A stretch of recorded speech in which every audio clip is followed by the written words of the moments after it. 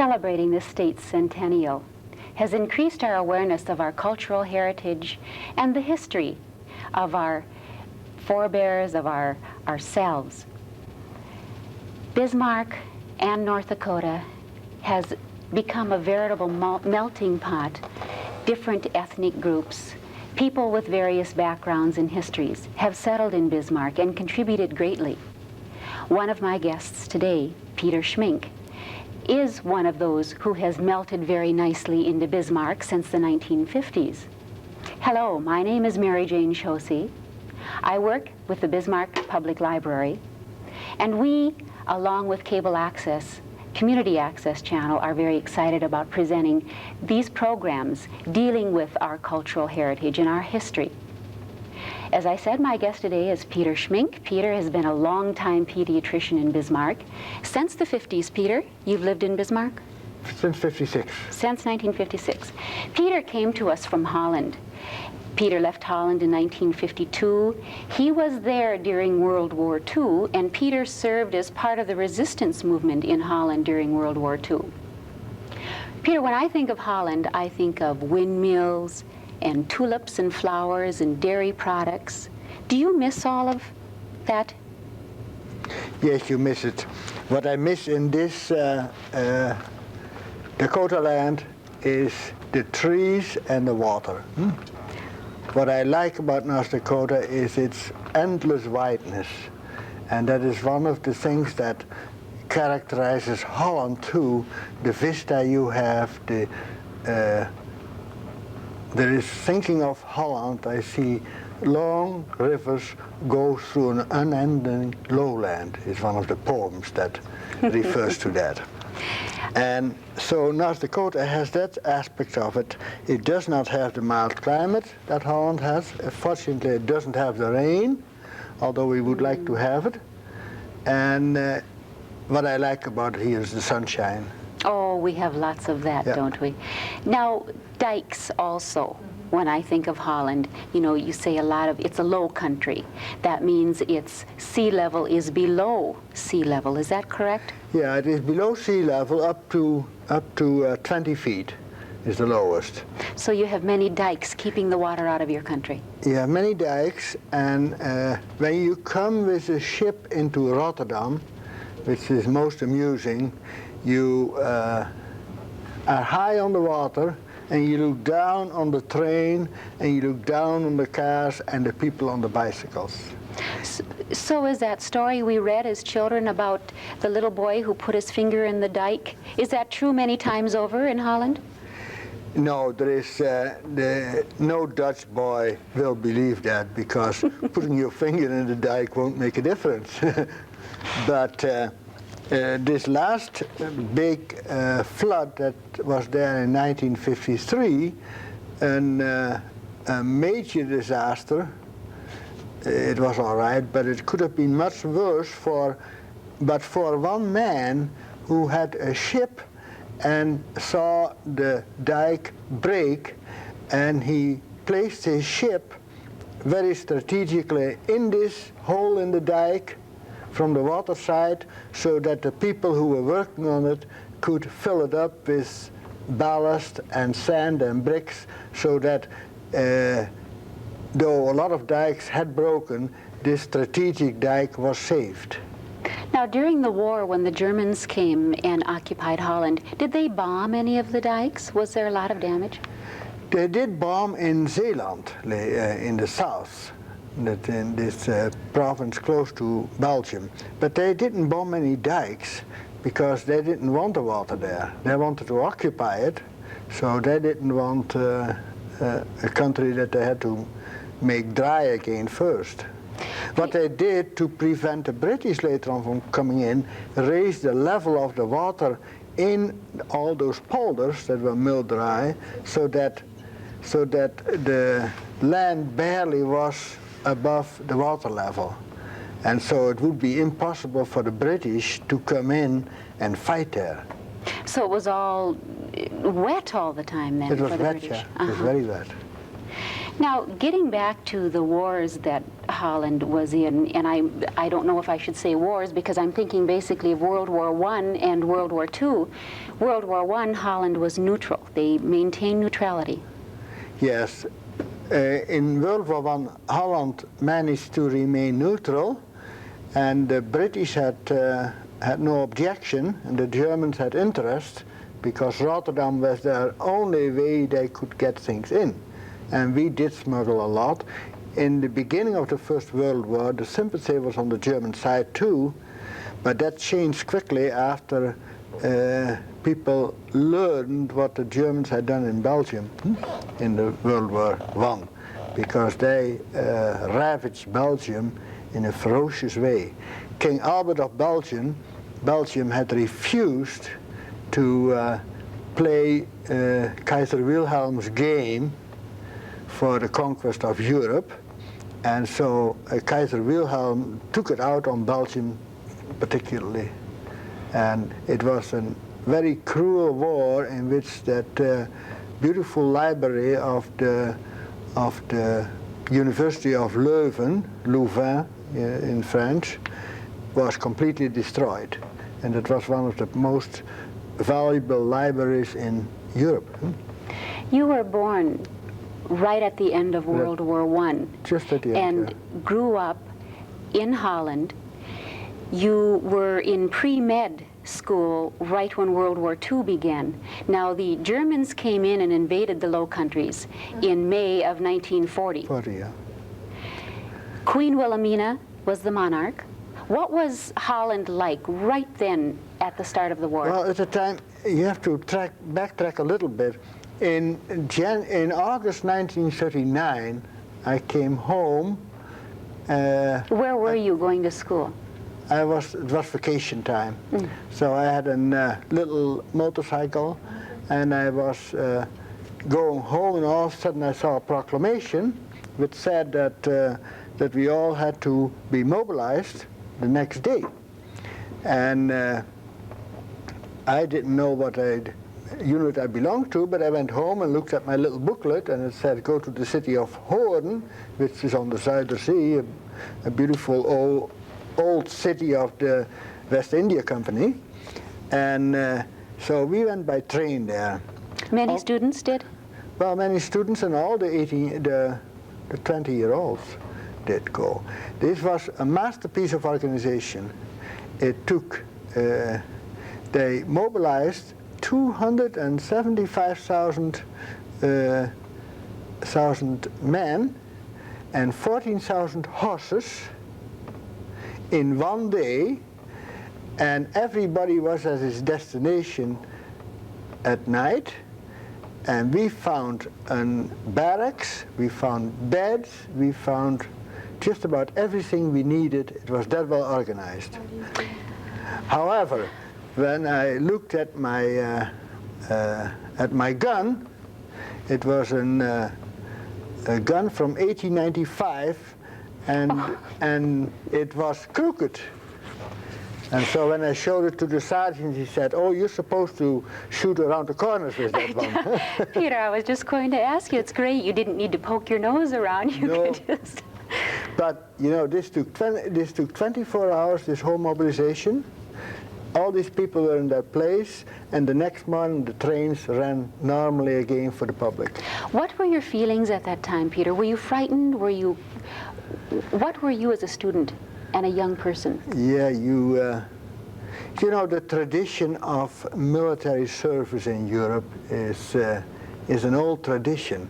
Holland hadn't had a war since Napoleon's time. So this was the first war in 125 years that we were engaged in, because we had managed so well to stay neutral in all those conflicts, and the revolutions of 1830, 1848, 1870, they hadn't affected us, because Holland had been ahead in its political development. In 1848, there was a movement in Holland for a more representative government. The king had more power than the queen has now. And the king was a wise man, and he went before parliament and said, "Gentlemen, overnight I've become from a conservative a liberal, and I want a prime minister that you choose." So What did he have for supper that night? he was a wise man. He saw the sign of the times, and he said, "Hey, let's go along," and that's the way the monarchy was saved. And the monarchy has been popular always, but since Holland is still a monarch. still a monarchy. Yeah. It's Queen Beatrice? Beatrix. Beatrix. Beatrix, yeah. And she now has 3 sons, so now the monarchy is safe again for a while. Now, as a student, you landed at your barracks. You got there overnight.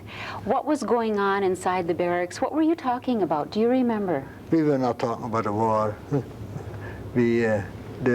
The Germans had invaded Poland the next day, and we looked at that. And then nothing happened from that September day till May, and the war was becoming just a joke. You mean from September until May, you were in the service? I was in service, yeah. And we went back to medical school in uniform. We were all transferred to the university cities. I was in the infantry, so they transferred me to the university city of Amsterdam, and I went there to classes in uniform.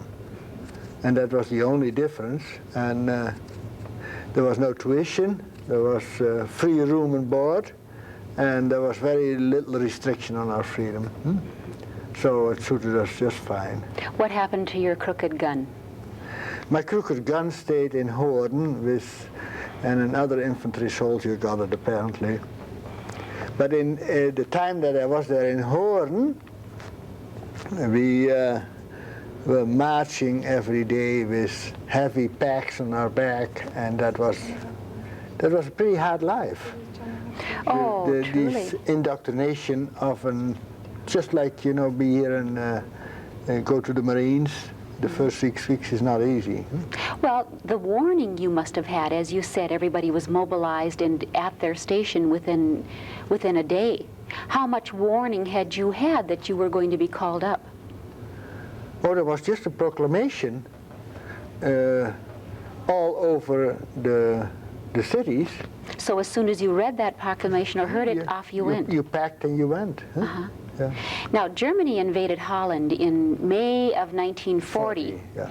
And the battle or the fighting lasted for 5 days. Lasted for 5 days. There were about 5,000 people lost their lives, and there was only one battle on the eastern part of the country, and then they bombed. They had given it a week to conquer Holland, and it didn't look like they were going to make that, so then they resorted to bombing Rotterdam, and they put us on notice that Amsterdam and The Hague were next. So the Germans came and blitzkrieged. Blitzkrieg, Rotterdam. yeah. And so the general staff saw that there was no point in it, so they surrendered at that time. The 5th day, or the day that Holland was ready to surrender, Queen Wilhelmina, no, that's when the Germans came in and began the bombing. But now Queen Wilhelmina was in exile in London at the time. No, she wasn't. She was in Holland, but then, there was an attempt to take her captive because parachutists landed around her palace. And then the government decided that they would evacuate the government to London, because Holland at that time was just a small part of a big empire, which involved the West Indies, Suriname, all of Indonesia, New Guinea. And so the government had to think in larger terms than just Holland proper. And so they, a destroyer took the Queen from Holland to England, but what was more important is that the moment that the war broke out, the government had sent the Navy and the Merchant Marine to sea. As soon as they heard about it, that it was coming, they sent the Navy to sea, and they sent the Merchant Marine, notified them not to stay in port or come into port in Holland. and stay and repair to British ports. So this made it possible for Holland, and Norway had done the same thing, to make a tremendous contribution to the war, especially with their merchant marine. So had they gone to the coast of Holland, they would have been bombed. Yeah, they would have been taken captive. But that way, you know, Holland's power, which was always on the water more than on the land, came at the disposal of the Allies right away. And Norway did the same, why France didn't. And that's why France did not have much clout in this last war politically. While Queen Wilhelmina represented a considerable amount of clout for the English. Peter, what were you doing during those 5 days? Oh, those 5 days? We were shipped to another barracks in The Hague by train. And that was very stupid because these trains were striped by German fighter planes. Was yours? No, mine was not. But a lot of them were.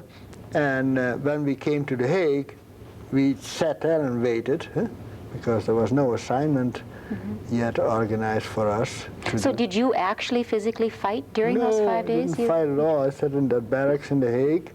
We were locked in there. We couldn't go out. So we played cards and smoke a cigarette, play cards, and what did you do after that time. then? What happened from there on when the Germans... As soon as the Germans surrendered, we said to each other, hey, this means being prisoner of war, so we just walked out. Now, Holland surrendered to the Germans? Yes. Okay, so that meant that you were political prisoners. Political prisoners, yeah. So when we found that out, the Dutch are very individualistic, and there is no common herd mood. Everybody did something different. My aunt happened to live not too far from the barracks, and so I slipped out of the barracks, went to her house, and found some civilian clothes. That was important, wasn't it? That was important, and I took the train home. So you got home. How was your family? My family was good, because they were the first ones to see the invasion, because our family farm was about 2 miles from the German border. And so when the Germans marched in, they marched through our farms, over all the back roads, and they were all of a sudden everywhere. People were most amazed. 4 o'clock in the morning, they were everywhere around them, and they behaved very well, and very correctly. The Germans behaved very well. Yeah, the German soldiers, they always did. And so they did not cause people very much trouble. And since they had the field clear at that time anyway, there was no major defense system in our area. So they occupied, you lived on a farm? Yeah. And they occupied that whole area around you then? Yeah, but that didn't bother us. In fact, they confused us a lot, because, you know, after September, we had heard from the newspaper what they had done in Poland, where they had bothered the population a great deal. So we expected the same, and it didn't happen. Besides, when they came to the stores and bought things, they paid, and they were polite, and they bought everything. So it was a relatively prosperous occupation? It was a prosperous occupation. That's what we thought in the beginning, because, you know, we came out of the Depression too, just like you here. And so the people who could sell everything, they were pretty happy until they found out that the Germans just printed the money as they needed it. There was no gold behind it. There was no gold behind it. And that became clear pretty fast. Then, of course, there came gradually, they tightened the grip on it. But it took till 42, 43. 41 they started to make the Jews wear stars and deport them. And What did you think about that? Oh, we were outraged. We were outraged because in Holland, the native Jews of Holland always had been considered very good citizens, and they lived with a lot of respect. They had come in the 16th and 17th century from Spain and Portugal, and they represented the big trading houses, banking houses, jewelries, of course. Huh? So very industrious. Very industrious and very wealthy, but there was not very much jealousy because they were competent people, they were good citizens, so everybody thought that was perfectly fine. Then we got all those Jewish people that came out of Germany that had fled Hitler. Huh? So they were coming into Holland to escape Into Holland, from Germany? yeah. And they were far more aggressive. They were not as nicely behaved. They were pushy. And it didn't do their reputation very much good. Mm-hmm. But then again, they were a fleeing people. Yeah, they were fleeing people, so everybody accommodated them. Mm-hmm. And when they got picked up in 1941 in Holland, in Amsterdam, there was an absolutely spontaneous strike of everybody. What do you mean? A strike. When people found out that these Jews had been picked up from their house in the early morning and taken to the trains, all of a sudden there was no streetcar running, there were no taxis running, the florist shop, the herring shops, everything closed down that morning and went home. That had to be very unusual if you said that Yeah. the people in Holland are all very individualists. Yeah. But this outraged the population as a whole to a degree that it said, we cannot put up with. When the Jews had to wear the star, that met with a lot of resistance, and especially the churches spoke out against that.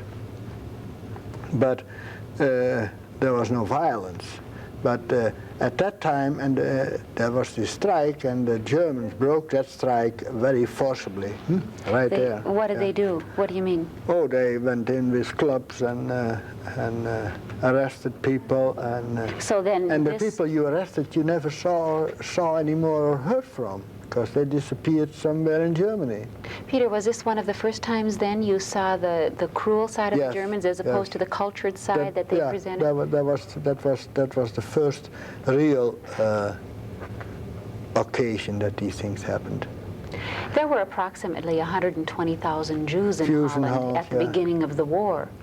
I would suspect more came in then as they were fleeing from Germany. And then at the end of the war, there were... Oh, 4,000 or 5,000 left who were in hiding. I know my professor of pediatrics was a Jewish man, and during the resistance movement later on, we used his house. I don't know where he was in hiding, but he survived, and several others survived that were hidden away.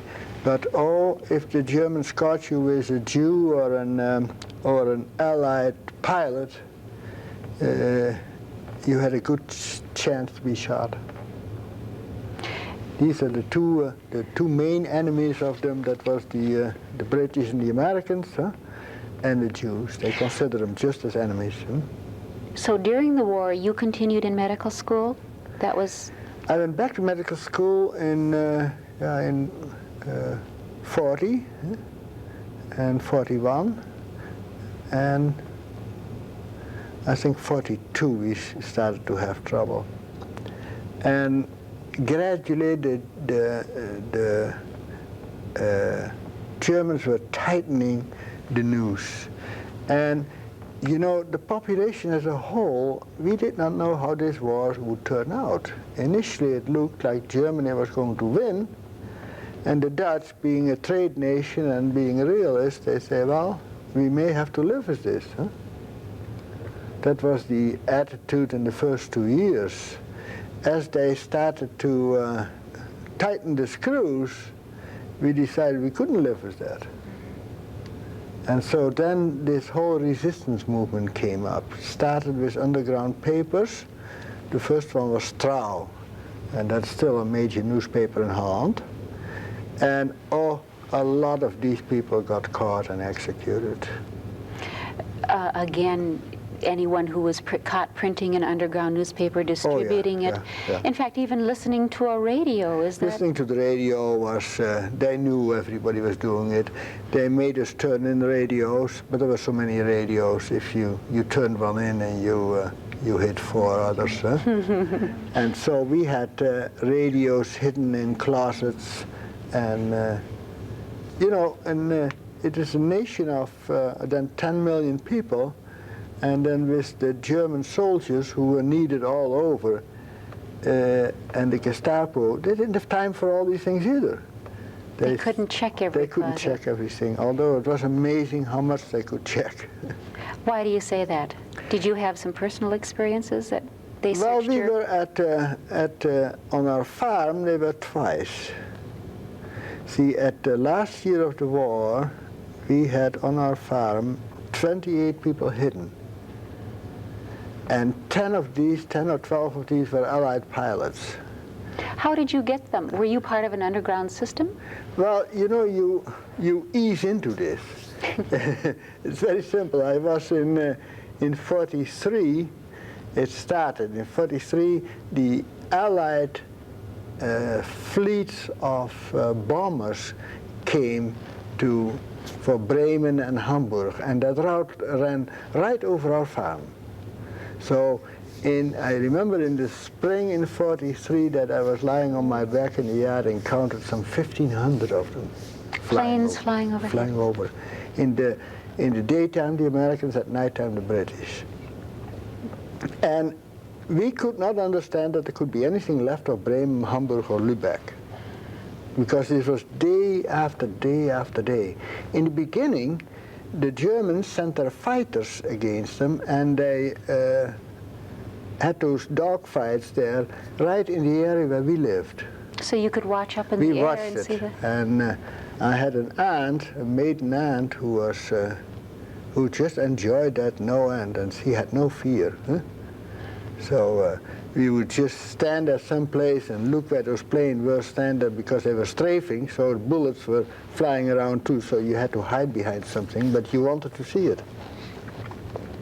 So on a Saturday afternoon, I caught my first pilot, and I saw him flying by the house. There was quite a wind, on a parachute.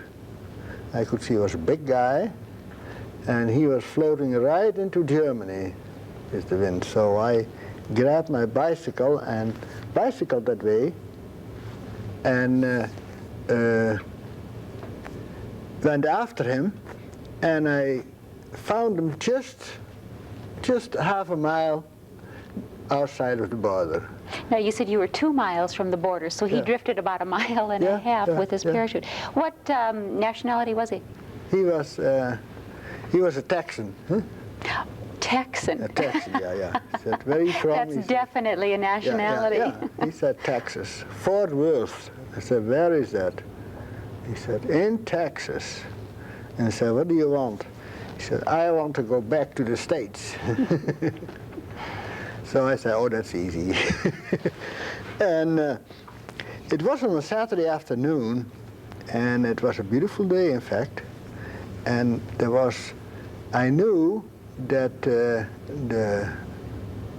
Dutch Nazi patrol was in the area looking for certain things. I happen to know that. And with the local mayor, who was also a Nazi. And so I said to the man, he said, they are here. The Germans have seen you fall just like I have seen you fall, so they'll be here in no time.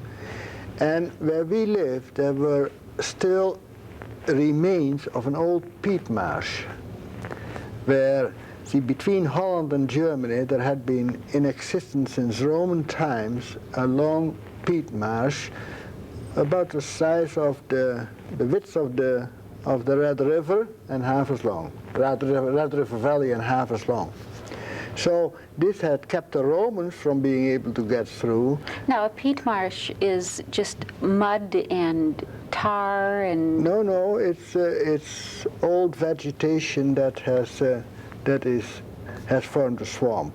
Oh. And so what was done in the last century after Napoleonic time, people would drain these marshes, make canals around them, drain the water out, then dig off the peat, and the peat was used as fuel for all the textile mills and for our own use. On our farm, we burned peat. And so we had a lot of that there around, and it was standing there in stacks to dry, and it is in all kind of configurations. I said, get in there, hide yourself, and hope they won't find you. And tonight when it's dark at 8 o'clock, I'll be here and you'll be here. And we'll see what we do then. So I went back at 8 o'clock, and I did not see that the Germans caught him, and he was there. So we walked together back to our farm, and on the farm we had, in the meantime, that summer, we had made great plans, my brothers and I, because we had a grain and potato farm, so there was a lot of straw. And the straw is saved in Holland because it's just as valuable as the grain, while here you leave it on the fields. Huh? And so it was all compressed, and we had built hiding places. We had a very large barn, about over 100 feet long, 50 feet wide, and 30 feet high. And so that those bales of straw were stored in this barn.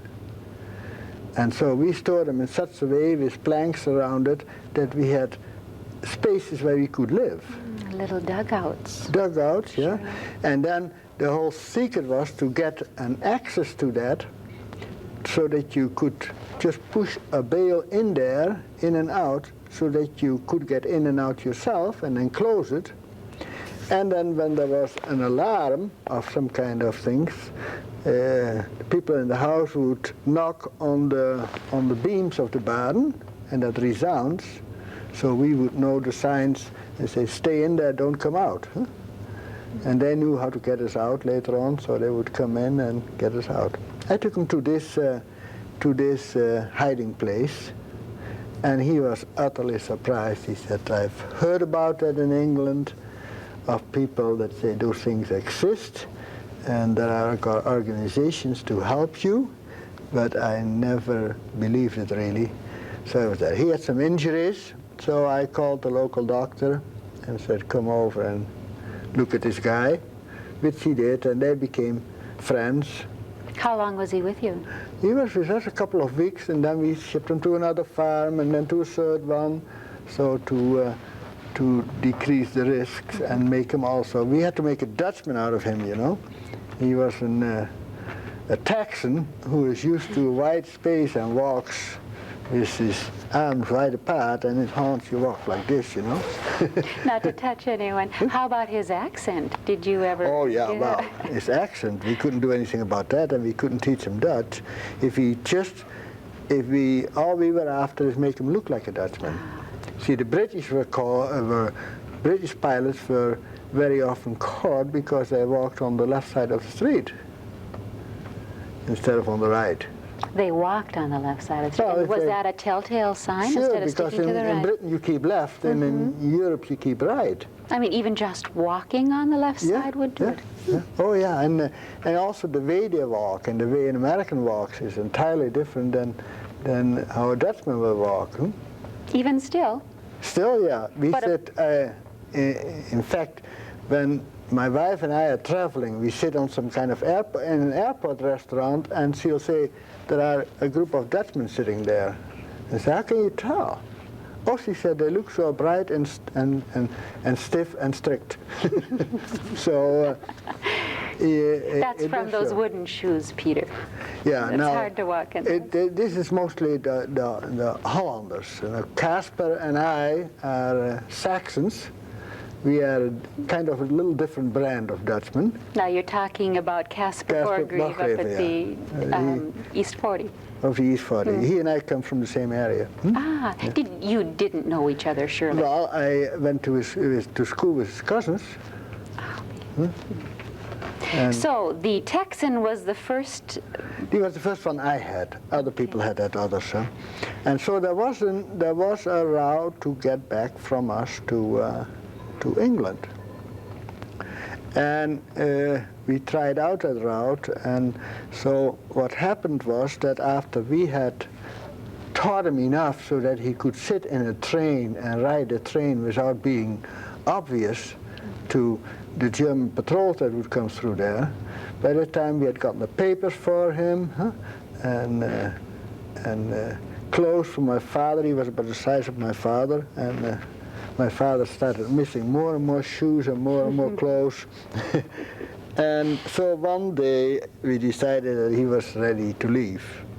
And so we went to the railroad station, and this was one of those little stations where 3 trains come together and exchange passengers. And all of a sudden, out of the one train, a whole contingent of SS soldiers moved out and were parading on that platform. And he looked at me, I said, okay. So he took out his cigarette paper and started rolling a cigarette like Europeans did it at that time. He had learned that too. And he was a pretty composed man. And so we finally got on the train. I sat in one compartment, he sat in the other, and so that he You went with him? Oh, yes. So he could see me, and I could see him, but we were not sitting together. And so I would say sit in that corner and read the paper and don't talk to anybody.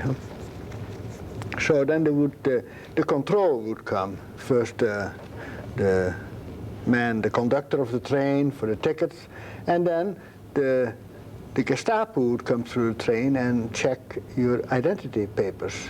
So he would just hand it to him. And he didn't need to speak then? Didn't need to speak. As soon as he had to speak, he would have been lost. He would have been lost. They'd recognize a Texan draw. Yeah. So he made it, and he got to the Belgian border. I brought him to one thing, and then somebody else took him over.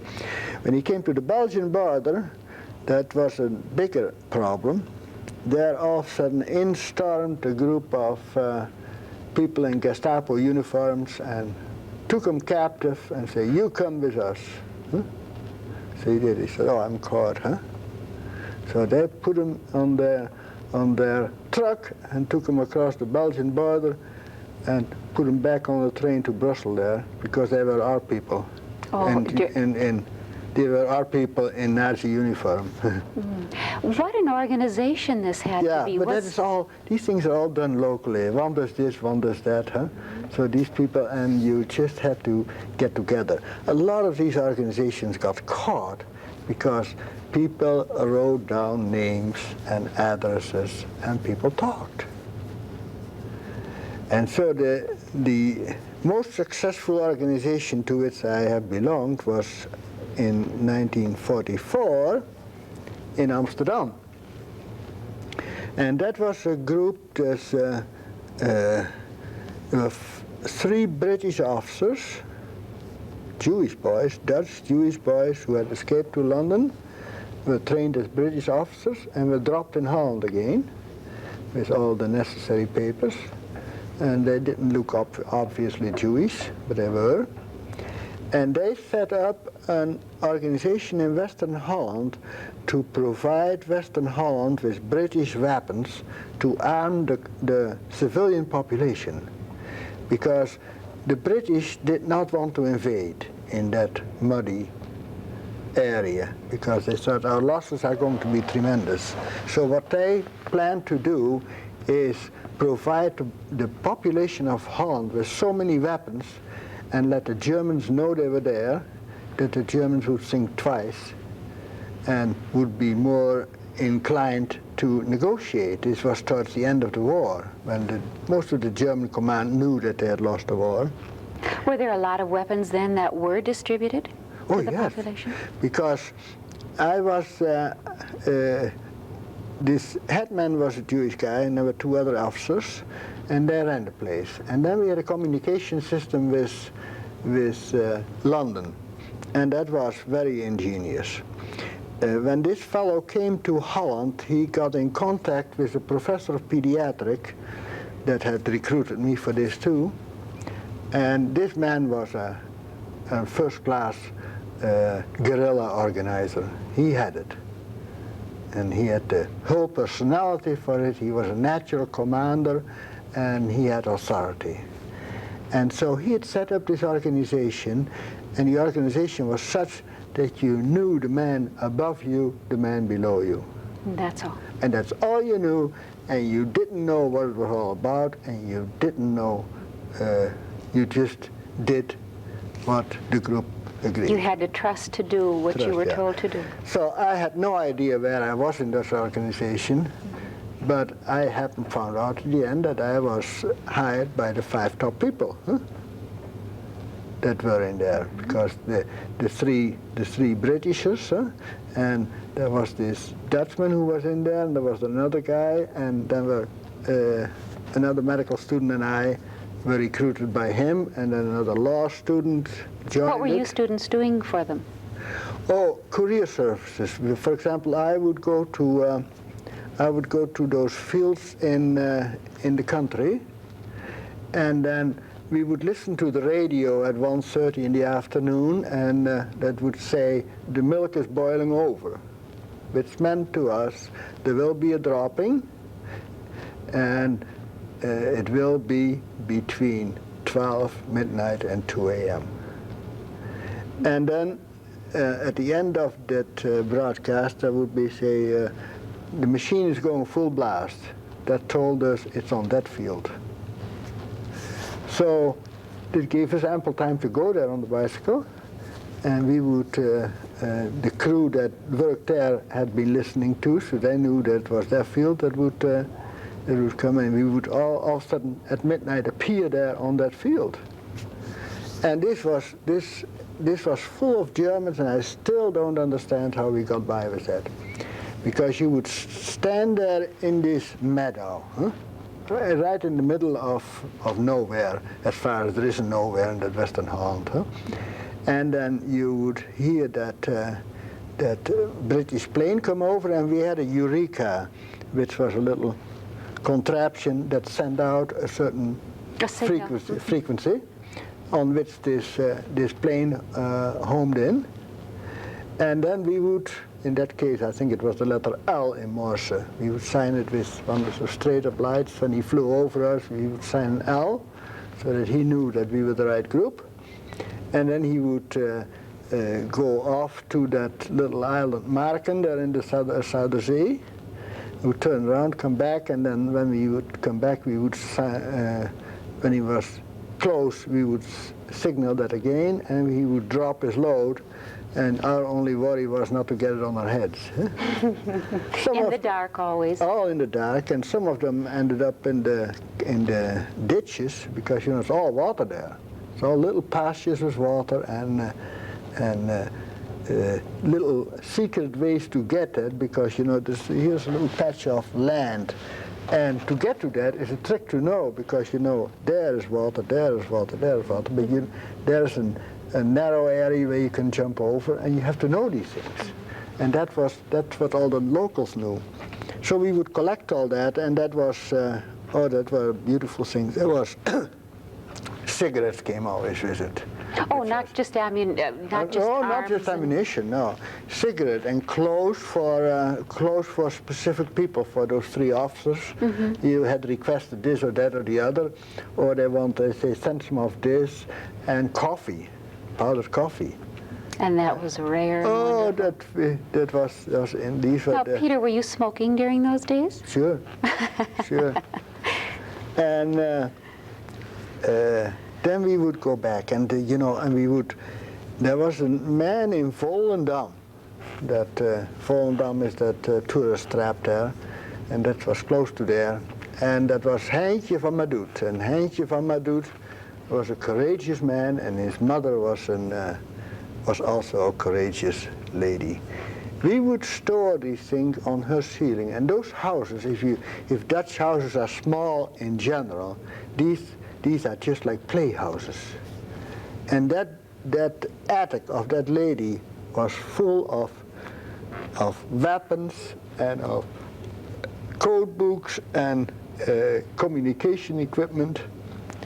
And how was it she was never caught? They just... I don't know why she was never caught. Some people have guardian angels. Peter, why is it, do you suppose, you were recruited to serve as part of that group?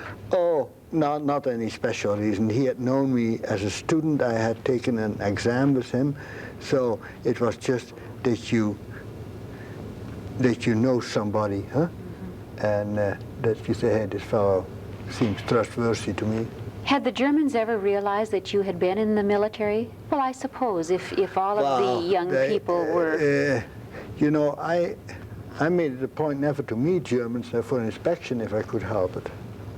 What do you mean for an inspection? Well, for these papers, because if they saw you at that age and they were intelligent and started asking questions, they would have you. But you know, most of those German soldiers of these people, they were not the brightest, the people they recruited to do it.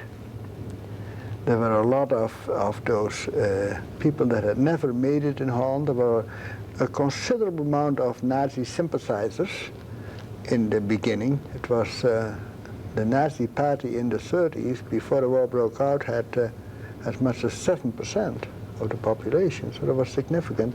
A lot of these people were recruited by the Germans, and there was no way to get out. So they worked for the Germans and not wholeheartedly most of the time. So these were the ones that did all this checking and this dumb stuff. That's why a lot of people got by. But as soon as you would get into the hands of the real Gestapo, they were professionals, and they had you in no time. And they caught lots of us. Well, I suspect you looked very young for your age, and you didn't need to worry too much about them checking you closely, because... No, I looked younger, considerably younger than I was, and in 43 I had an identification papers where I was a veterinarian and 27 years old. And so I was on a streetcar one day, and there was a conductor who asked me something about my age and what I was doing. And I said, I'm a veterinarian. Oh, he said, tell that to the Marines.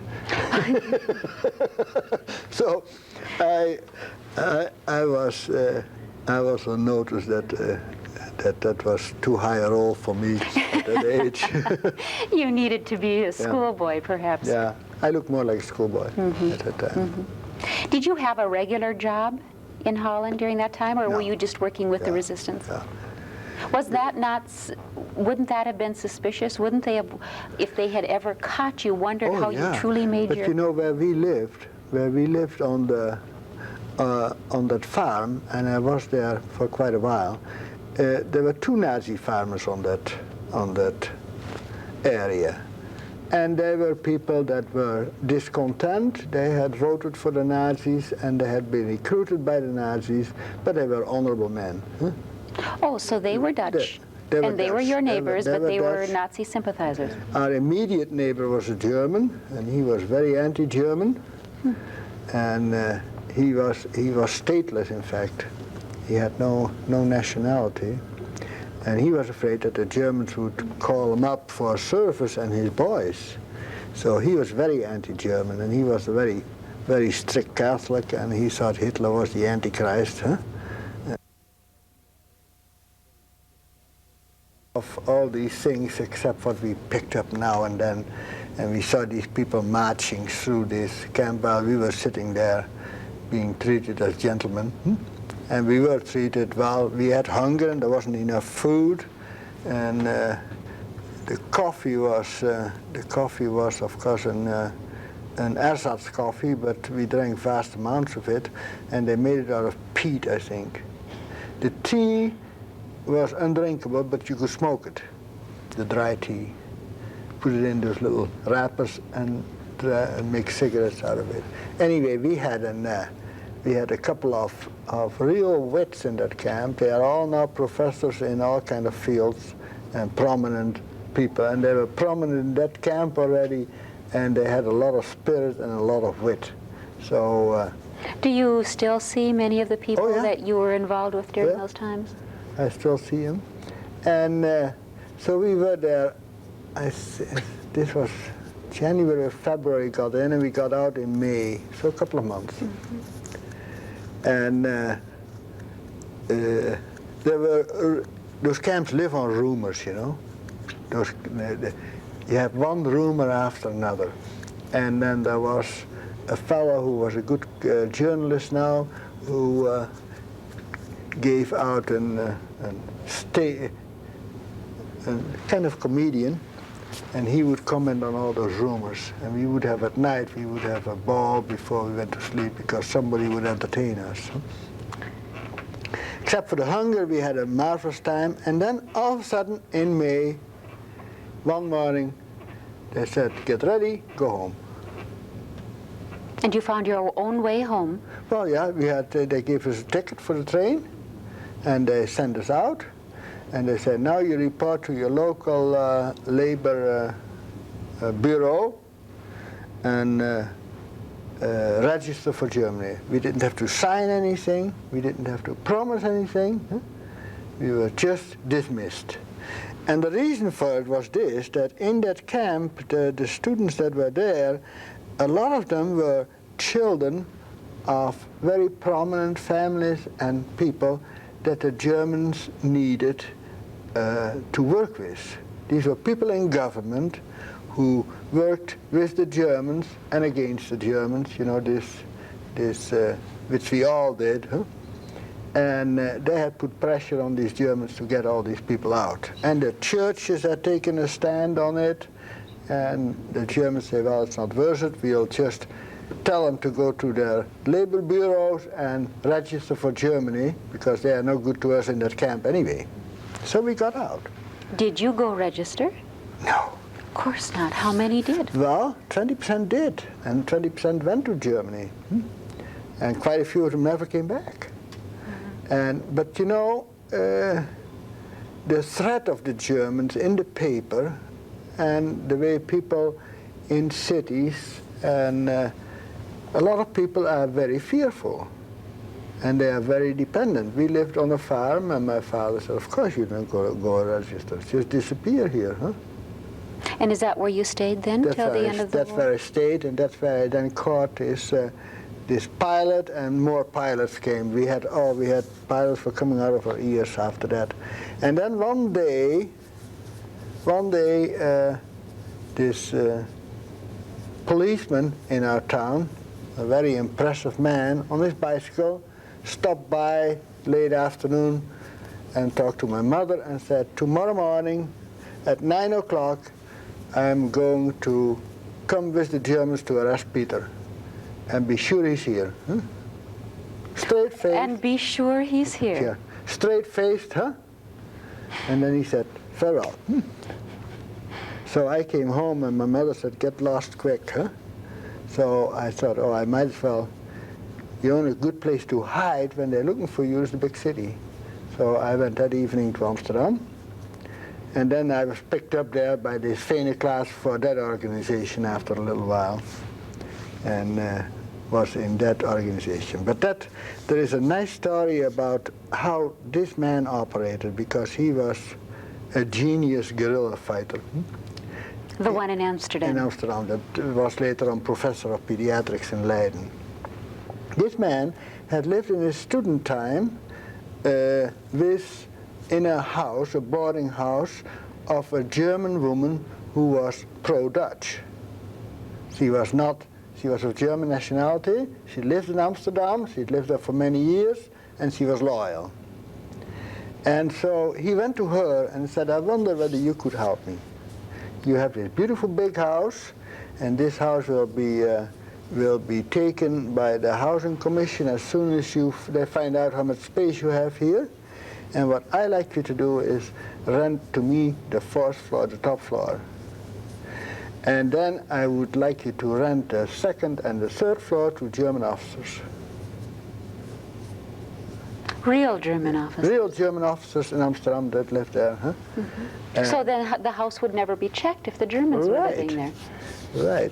So on the top floor, we had 2 Jewish girls who were doing the coding and decoding. We had the sender, the receiver, the coding.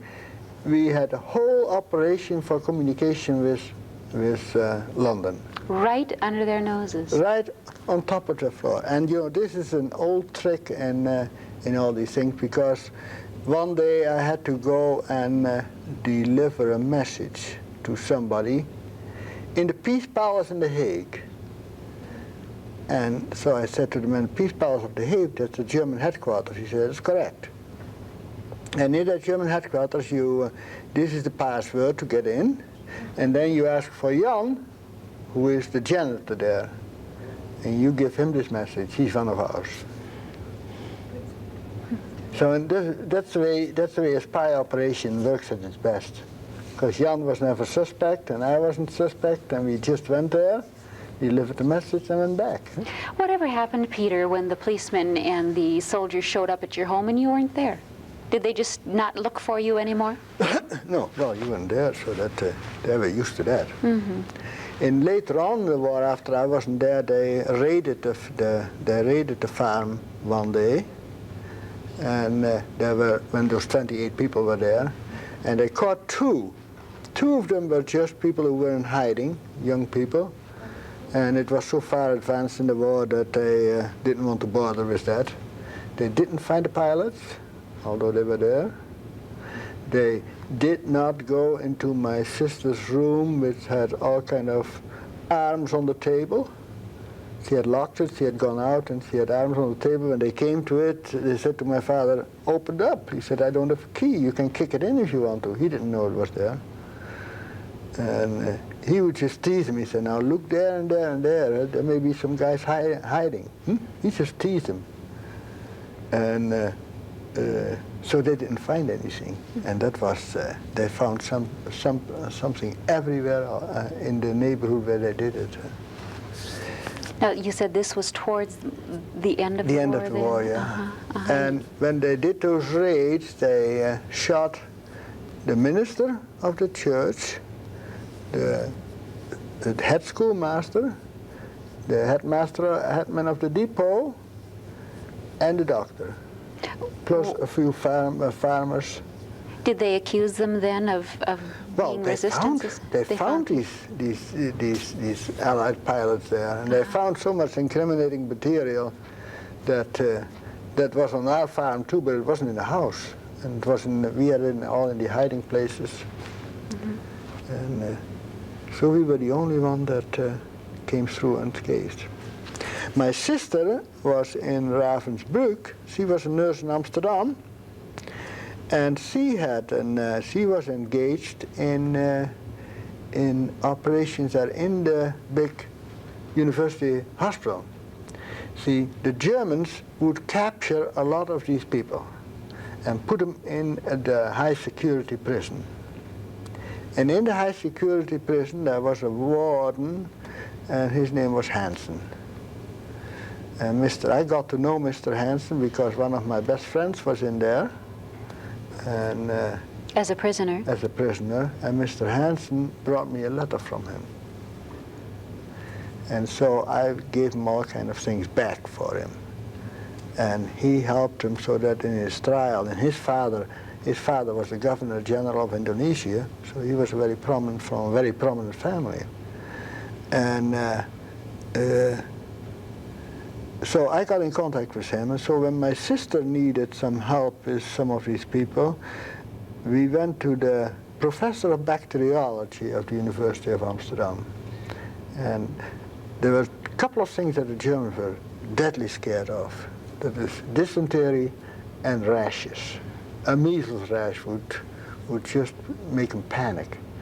And when people got diarrhea, profuse diarrhea, then they would ship them out of these prisons and anywhere to the hospitals. Because so many things were contagious, and if it spread Contagious, through. and they were simple people, and the military people especially, they were scared to death of that. So we smuggled via Mr. Hansen into the prison little vials of modified typhoid bacteria and fed them to these prisoners, and they ended up in the hospital, and then my sister and her friends would let them down at night on long ropes to the outside, because they put the guard to sleep some way or another with their antics, and so several ones escaped. Weren't they ever held accountable for prisoners who had escaped? Yes, they were, but you know, the whole population is in favor of it. So the people who are held accountable are the few officials, and they didn't get very much. Of course, she got caught pretty soon after that. What happened to her? We were out together in the afternoon. She came to my house and she said, "I'm in doubt. I have here a note from some fellow who needs help badly, and I know he said he's on the death list, and On the death list? to be shot. He was one of those guys that." And she said, "He needs help." And she said, "You know, it may be a frame-up, and I'm afraid it is, but in case it's true and I don't help him, he's lost. If they catch me, they won't shoot me." Why was she so sure about that? Well, she was pretty sure. Women and nurses, they hadn't shot before. So then I said, "I don't know what to advise you. It sounds fishy to me." And she said, "I don't know what I'm going to do." But when it came to the point, she went there, and it was a trap, and she was arrested. And so she sent me a quick note. She said, "I'm here a prisoner, and see what you can do for me." So there was the other strange incident, you know. In that little farming community where we lived, there was a family watering. And one of these fellows was the professor of psychology in Amsterdam, and I knew him well. And he, as a child, had been playing on the other side of the German border in the summer for vacation, where he also had relatives across the border. And there was a family from Austria that came always there to vacation. And he and this boy from Austria had become good friends. This guy from Austria happened to be Hans Rauter, who was the head of the Gestapo in Amsterdam during the war. And so when he saw his name and saw his picture, he said, "That's the boy I played with as a child." So he called him and he said, "I'm Watering, and Do you we played remember together." me? Oh, sure. And they got together and they said, "Okay, we are on different side of the fence right now, but I will ask favors of you from time to time." So when I went to Watering and said, "My sister is in that camp and it doesn't look too good," he called Rauter, and Rauter said, "Yeah, that's the bad Fräulein. Huh? She has helped spies and prisoners, huh? And she is under a death sentence. But if she's a friend of yours, I'll change it to concentration camp." Well, that was all we could do.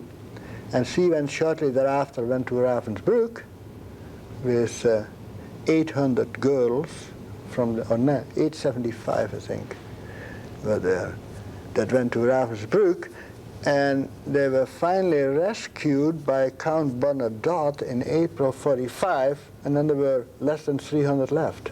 So it was a labor camp then? Oh, it was a bad camp. I don't know whether you've read these books of Corrie ten Boom, or Yes. whether you've heard of it. Well, she was, I asked my sister about Corrie ten Boom. I said, "Did you know her?" "Oh, yes," she said, "we were next to each other in that camp." And I said, "How was she?" "Oh," she said, "she was a good lady.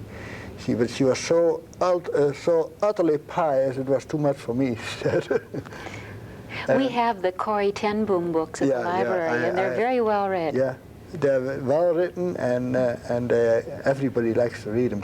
And that's when I read that, when my sister came back in 45, she said, "Never ask me about a concentration camp. I don't want to talk about it ever." So we never asked her about it. So when I saw that book of Corrie ten Boom and read it, then I all of a sudden understood what it had been. So I just asked her about Corrie ten Boom, because she's now 70 years old, she still doesn't talk about it. Where does your sister live? In Holland. So you and your wife, Birgit, Yeah. visit Holland many times a year?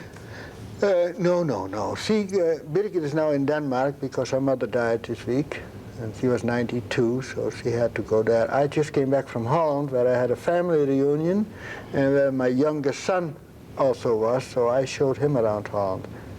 We don't go together most of the time, because she had to go and see her mother, and To Denmark and you too? I go there for a day or two, but then I move on to Holland, and she comes to Holland a little bit too. But we go once every year almost.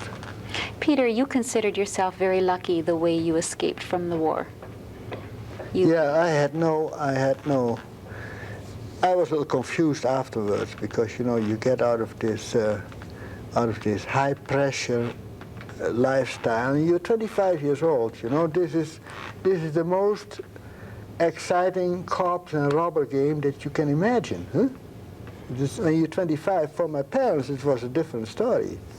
And my father ruled the place just like Reagan did. Huh?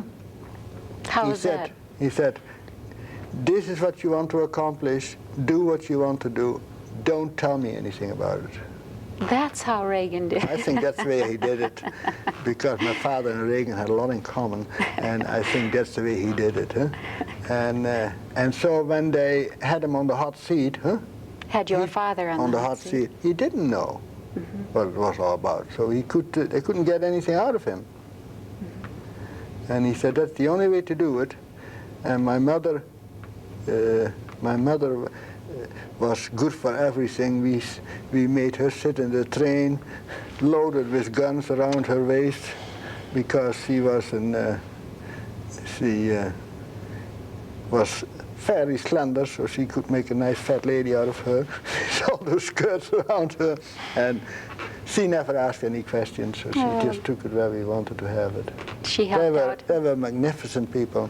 They both got also recognized for all these things by Truman, the British, and they got on their grave, they got posthumous the Resistance Cross of Holland, which he put on their grave. Did you get one also? Yeah, I got one also. My sisters and my brothers also have that. So when the war ended, what did you do? I went back to medical school, and that was a little adjustment to make. Took me a little It while. wasn't as exciting? You had to really It buckle wasn't down? as exciting, no, it wasn't. So then when I finally graduated and did my internships, then I still had to do 3 years in the Dutch Navy. So I was a Navy doctor for 3 years in Holland, Indonesia, and New Guinea. And New Guinea was also very exciting. And when I came back to Holland, it was so full and it was so crowded, and all residencies were taken, and I wanted to be a pediatrician, and there were too many pediatricians, so I saw an ad for a residency in Kansas City, Missouri, and I wrote on it, and they say, come as soon as you can, and I did. And how was it you ended up in Bismarck in '56? Oh, my professor in Kansas City was Darrow, and Darrow comes out of Fargo, and he was from the Dakota Clinic family, and he became the professor of pediatrics in Yale, and later on, upon his retirement, in Kansas City. And so the place where I trained all of a sudden had a famous name, because he was a famous man. And he was a delightful man. I imagine that Mark Twain must have been a man like he, because he and his brothers modeled themselves after Mark Twain. And so when I was done, he said, what do you want to do? I said, I want to go north as far as I can, because I'm sick and tired of these hot climates. Huh? Indonesia, New Guinea, and Kansas City, they're all hot. And I want to live. My goodness! I want to live somewhere where it's cold. And he said, I've got just the place for you. He said, I left North Dakota and I owe North Dakota something and you are it. And so he called his brother, and his brother had just gotten a new pediatrician, but he called Tudor. He said, there's a guy in Kansas City who's willing to come here. So Tudor called me the next day, and I said, when do you want me to come? And Tudor said, last year. That's quite a welcome, isn't it? Yeah, it was. And I've had a marvelous life here in Bismarck. Bismarck's a good city. It has been good to us, yeah. And you're one of those who've melted in and contributed very nicely, Peter. Well, it's just, when you are a pediatrician, you can't help but contributing something. Right. And there's a lot of babies and grown-up babies out there that know Peter and owe a lot to Peter. I owe you a lot, Peter. Thank you very much for being my guest. This was very nice. You have wonderful stories, and I'd like to visit with you again. Thank you. Good. Thank you very much for joining us. If you have any questions or any comments, you can call me, Mary Jane Shosey, at the Bismarck Public Library, and we appreciate any comments. Thank you for joining us on Did You Know?